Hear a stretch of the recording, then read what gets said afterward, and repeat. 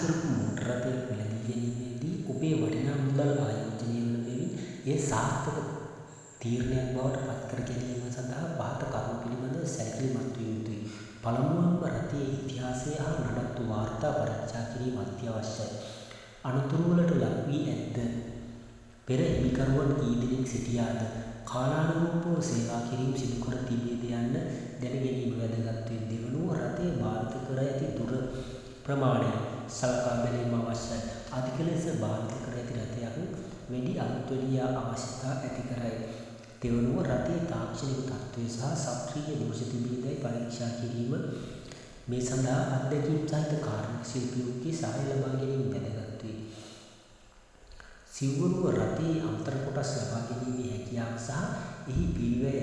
සමහර පැරණි මෝටර රථවල අමතර කොටස් සොයා ගැනීම අපහසුය සහ මිල අධික විය හැක.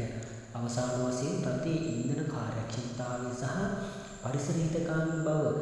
පැරණි වාහන බොහෝ විට නවීන වාහන වලට වඩා ඉන්ධන පරිභෝජනය වැඩි විය හැකි අතර ඒවා වඩා වැඩි දූෂණකාරී විය හැක. මෙම කරුණු සැලකිල්ලට ගැනීමෙන් ඔබ මිලදී ගන්නා පැරණි මෝටර රථය වඩා සාර්ථක තේරීමක් බවට පත් කරගත හැකිය.